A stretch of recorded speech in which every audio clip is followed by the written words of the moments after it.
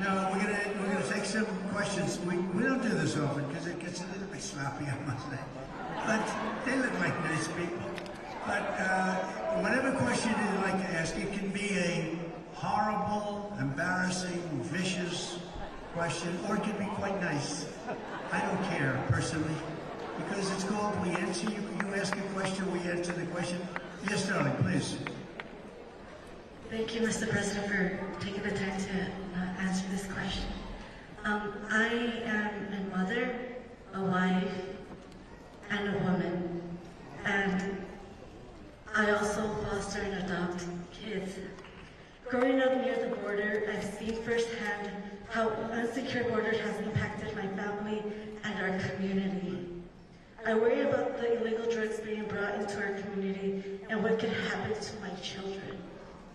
What steps can be taken to reduce the drugs being brought into the country as well, and safety and well-being of families and the community? Thank you, darling. Good, very good question. It's a very basic question.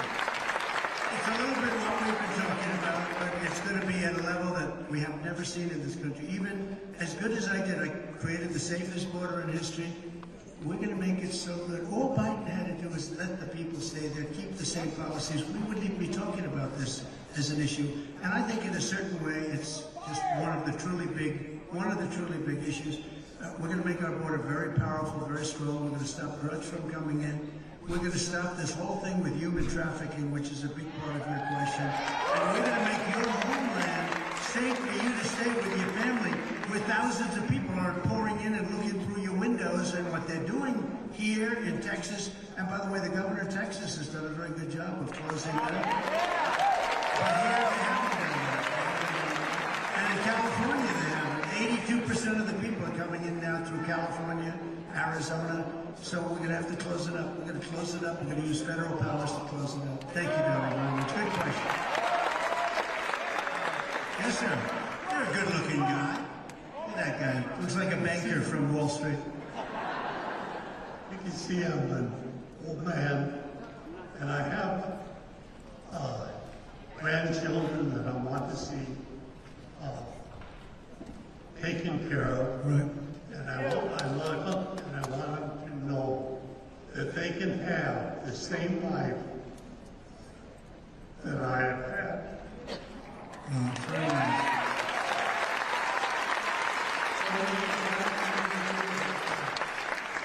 We're going to make sure that they have the same. You know, I mean, I can just see how incredible you are by the emotion of that and the way you asked the question. We're going to make sure they have the same life that you had or better. We're going to make it safe. We have to give authority back to law enforcement so they can properly protect people. Because right now, the law enforcement is not allowed to do their job because crime is so bad. Crime is so bad in the cities, and one of the things I said is we're giving immunity. We're going to guarantee people. You know, they lose a law enforcement person. They go and stop people from robbing stores. You go to some of these department stores where 500 people walk into the stores. They walk out with air conditioning. They strip the whole store. The company goes out of business. The store is vacant for 25 years. The whole city becomes a slum. And if you do anything as a law enforcement person, they take away your house, they take away your family, they take away your pension. We're going to make it so that we're going to give them essentially immunity. We're going to make it that they are not going to be losing their pensions. They're going to be able to do their job. And we're going to get life back to where I know exactly the life that you're talking about. It was a life of common sense. It was a life where there was no crime. There was nobody getting bopped over the head when they weren't looking, getting pushed into a railroad train or a subway. It's just horrible what's taking place. It's horrible. It's evil. We're going to get it back to common sense. We're going to have law and order. Thank you. Great question. Thank you. Great question. Yes, ma'am. Thank you, President Trump, for coming down. We really do appreciate Thank you. you. Thank you. I'm in the unique position of having two children that are in their 30s and a set of girls in their that are teenagers. I know what I did have to do with the 30-year-olds. I know what I now have to do with the teenagers. I have trackers on those girls. and I've taught them evasive action when driving through our county because of the high-speed pursuits of the human trafficking. Who would believe you have to even think about doing that, right? Never with the original two. Yeah, no, I know that. How would you handle the criminal activity that is running rampant because of this open border? Because all of this is from this open border. Okay, strength, and we're getting them back. We're bringing them back. In some cases, we'll keep them here. There's some real bad ones, but don't forget, when we keep them here, it costs us millions and millions of dollars per person. It's so crazy. We're getting them the hell out of our country, and we start with the criminals. And you know what? Our local police know who they are. They know their first name, their middle name, their last name. We have to give authority back to the local police who are fantastic. Thank you very much. You got that stuff. Yes, sir. Yes, sir. So great to have you here. Thank you for your time. Thank you very much. I'm a veteran Air Force individual. Foremost, I am a father and a husband, and I find it frightening that we have illegals crossing our border from countries like China, the Middle East, and other dangerous countries.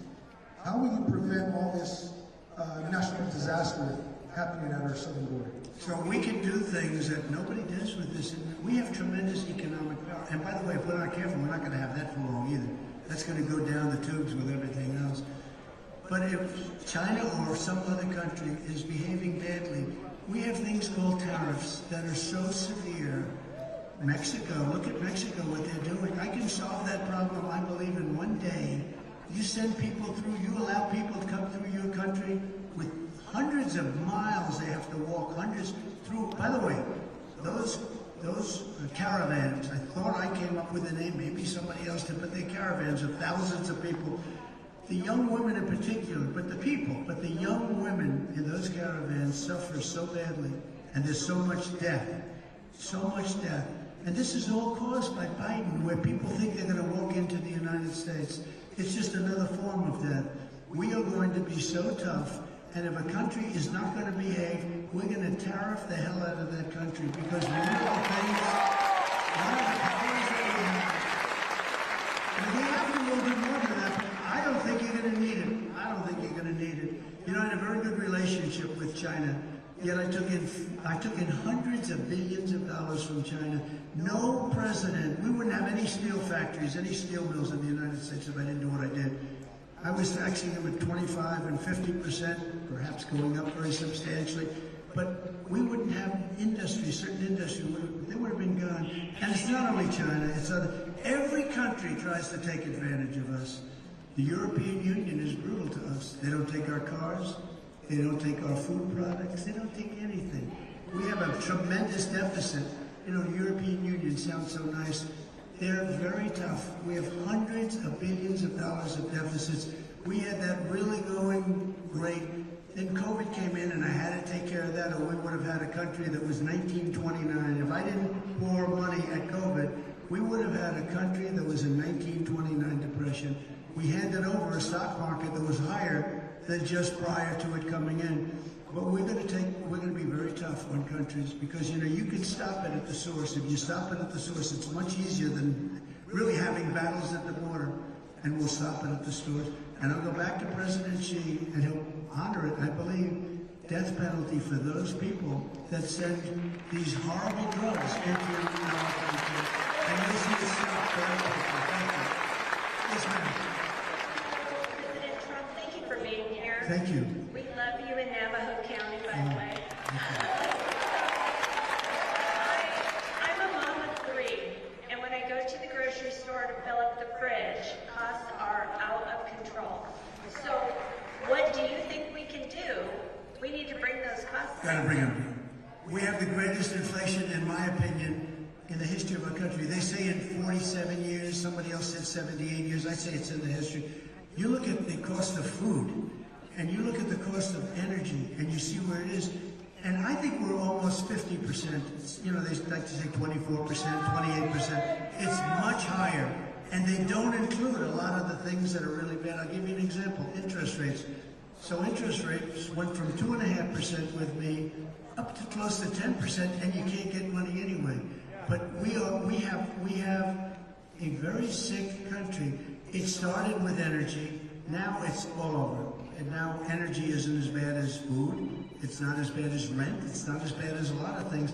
But energy is going to bring it all down. If we cut your energy in half, you're going to see a difference the likes of which you've never seen before. We're going to get rid of inflation, and we're going to bring that number down. Not just where you don't have inflation. We're going to bring those costs down. It's the biggest thing I hear is people going out to the grocery store. They make the same amount of money, but they can buy half of the product. They buy half. And it's the single, I'll tell you what, it's the single biggest. I even have it here. I have something here. Because you asked this question, I think I'll show it. Should I show it? I don't know. Look. Tic Tacs. This is what inflation does.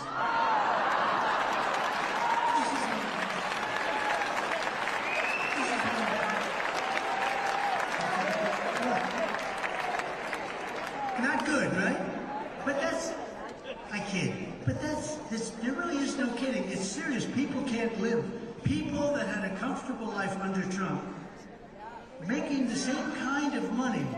We had many more jobs, and they had all bounce-back jobs. They bounced back from COVID. They were going to come back. But people that made the same amount of money, they live half as well because costs are so high. Inflation is known as a country buster. It busts up countries. It busted up Germany years and years ago. Anytime you have inflation that's not checked, not controlled, it's a country buster, and it's going to bust up our country because we've never had inflation so bad. So we're going to get the energy down. We're going to get the food prices down.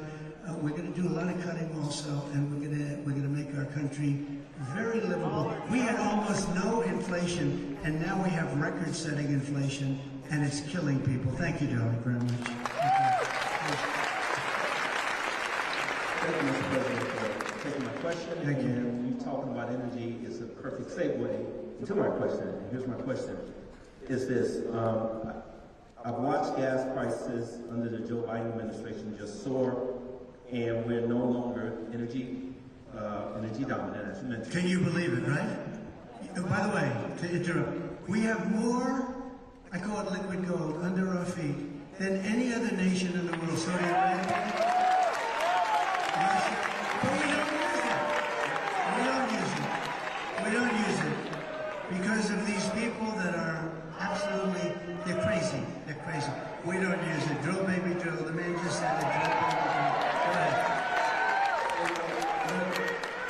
Exactly, Mr. President. I'm a pastor, and I'm watching the members of my church hurt over how much, just like what you're saying, the gas cost is just to get to work, go to school, and go to church. And therefore, my question is this: what are you going to do to help the everyday American who can barely afford the price of gas? And before you answer that, Mr. President, I just want to say this as a pastor. Scripture says, where sin abounds, grace abounds all the more. And we want to thank you for tapping into the greater grace.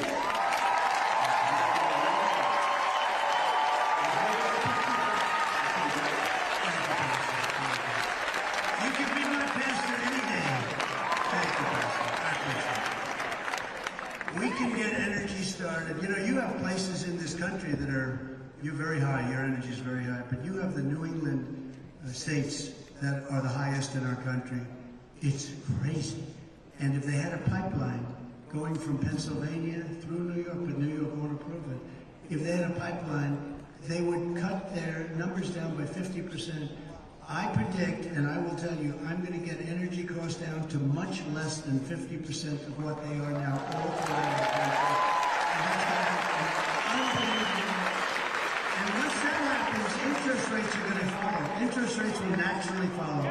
It's not as complicated as people think, and I did it. We had no inflation. We had the greatest economy in the history of our country, and we'll do it again, but we'll do it even better. Thank you, Pastor. It's very nice.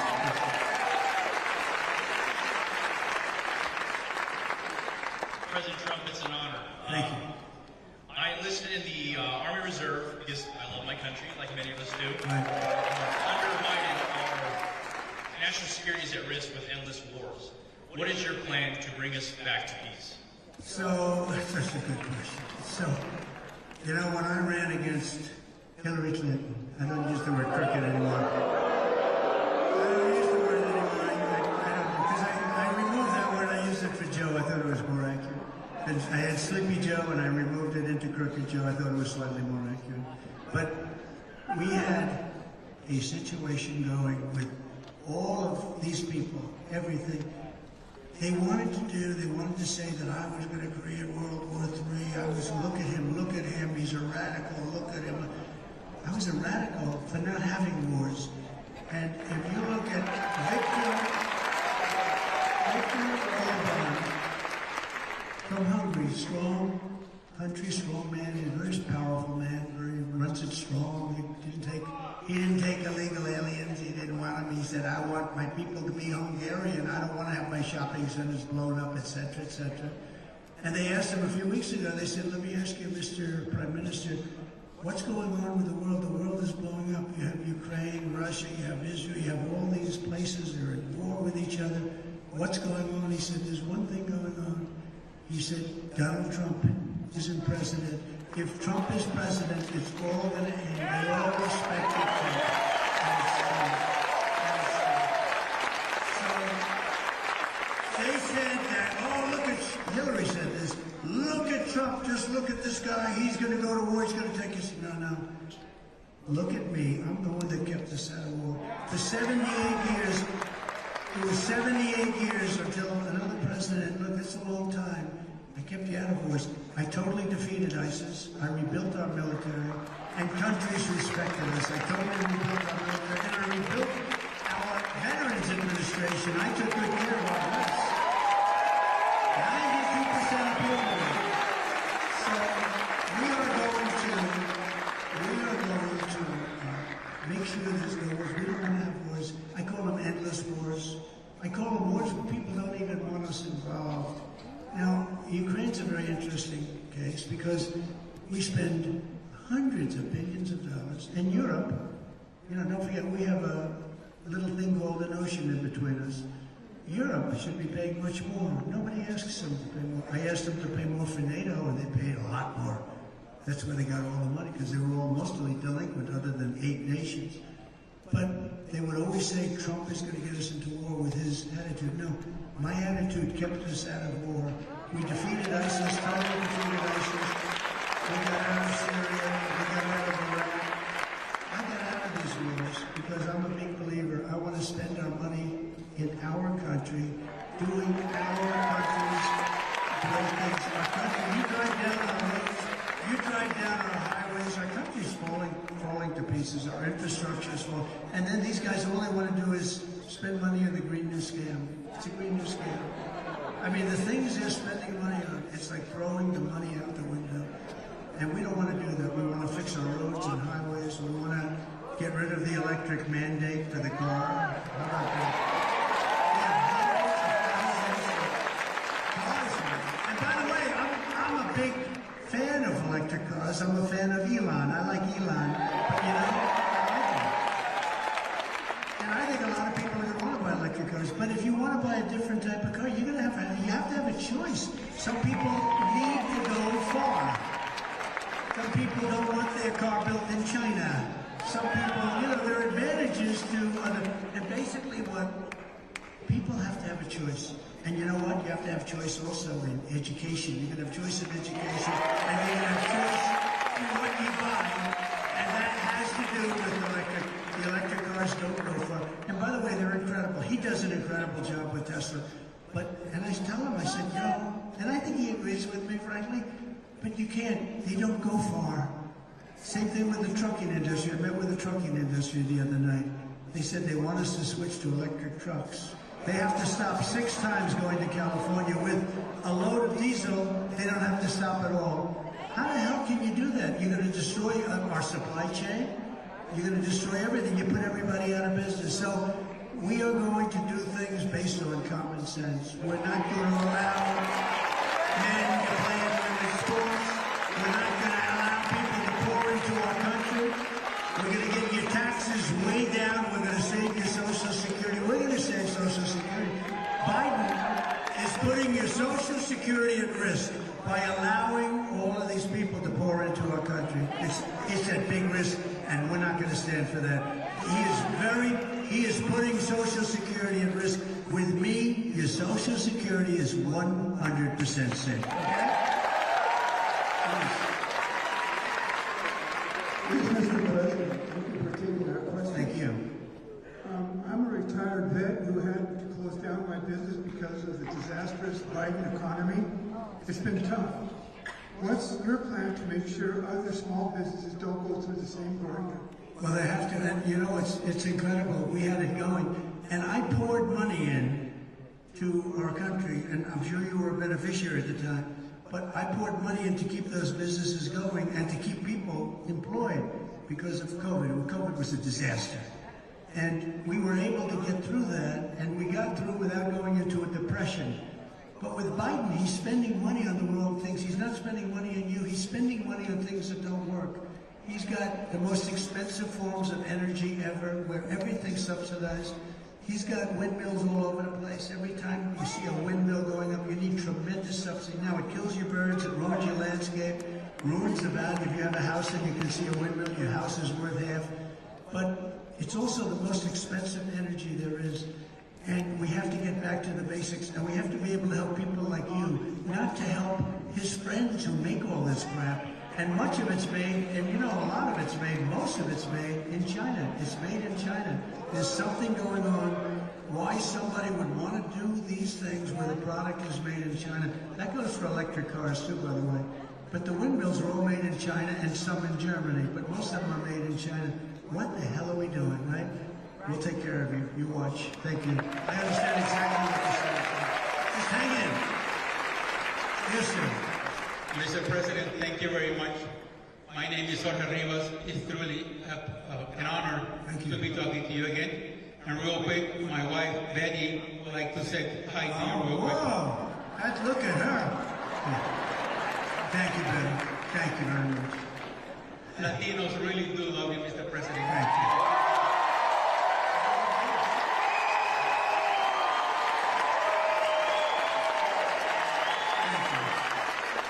Thank you. And besides loving you, we're also praying for you, Mr. President. You'll be all right. My wife and I own a small restaurant in Tucson, Arizona, Sammy's Mexican Grill. And since the pathetic Joe Biden administration took over, the prices of everything that we use doubled. Just a couple months after they took over. So would you be helping us out, and is there going to be some baby drill? You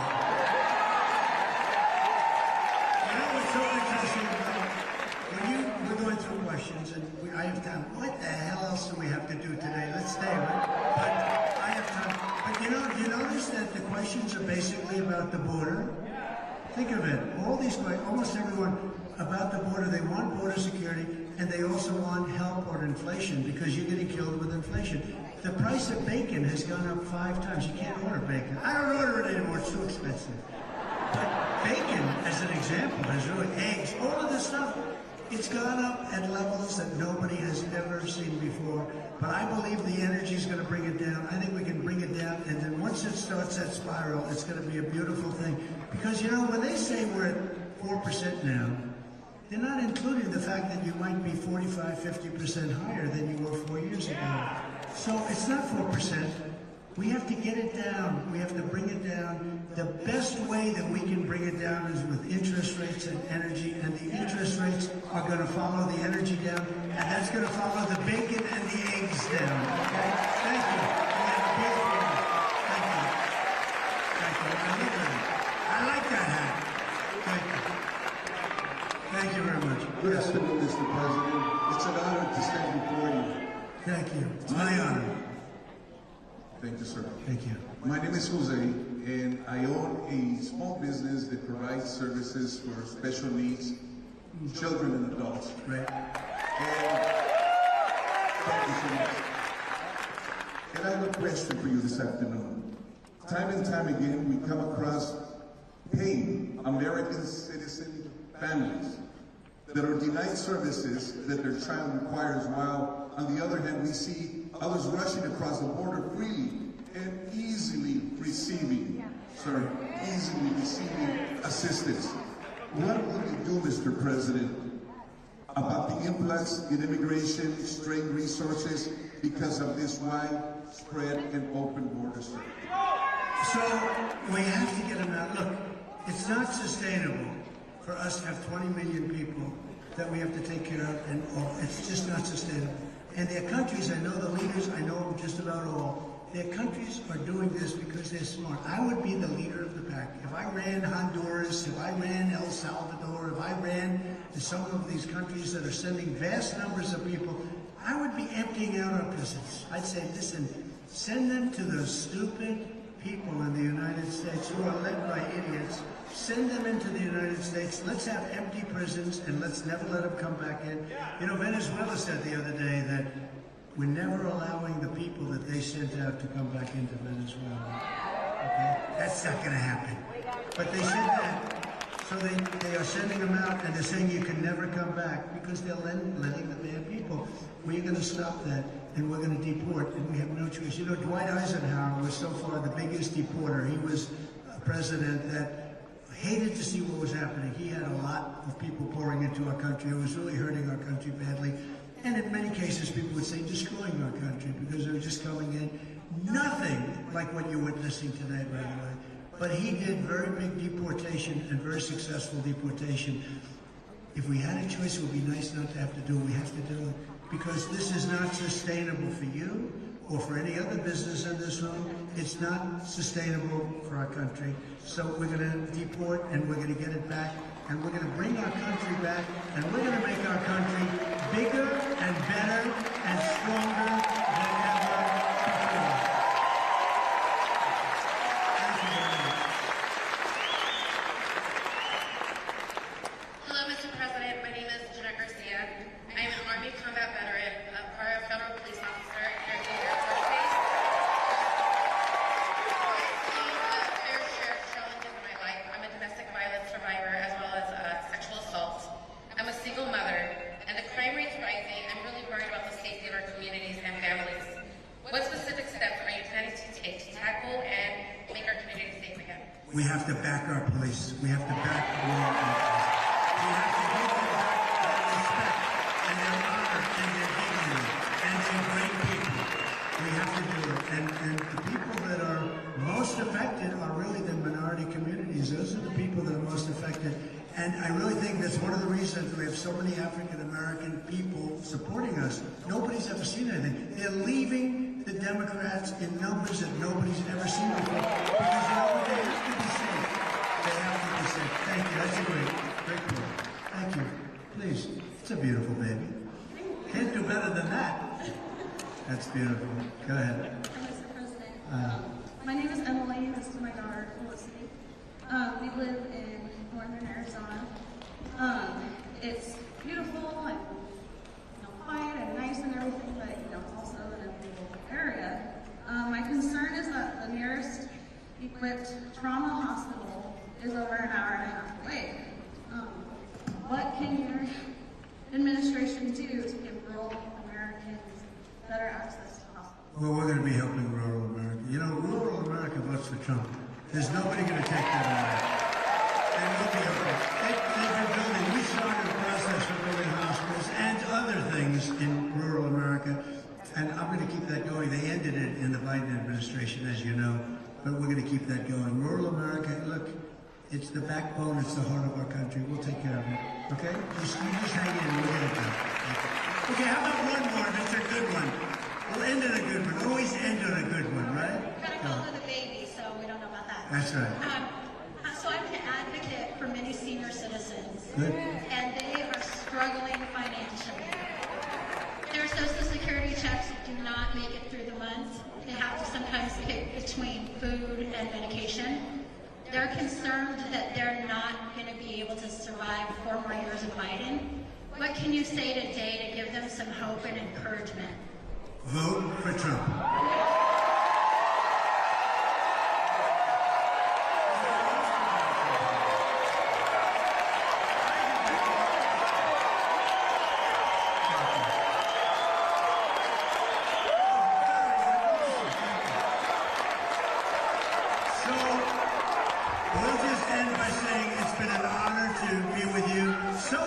interesting, though. Everything was about the border and about inflation and the economy. It's incredible. And every question, some of it sounded repetitive, but it wasn't really repetitive. It was just from the heart. And frankly, it very much is about the border. The border is destroying our country. We're being destroyed in many ways. We're not respected in the outside of our country. I say we have the enemy in from within, and we have the enemy from the outside. And I'm telling you, we are in more danger from the enemy from within with these lunatics, these fascists, these communists, and we're going to stop that also. But it was so interesting to get those questions because they all concern the economy, inflation, and the border, and we're going to take care of it all. We're going to make America greater than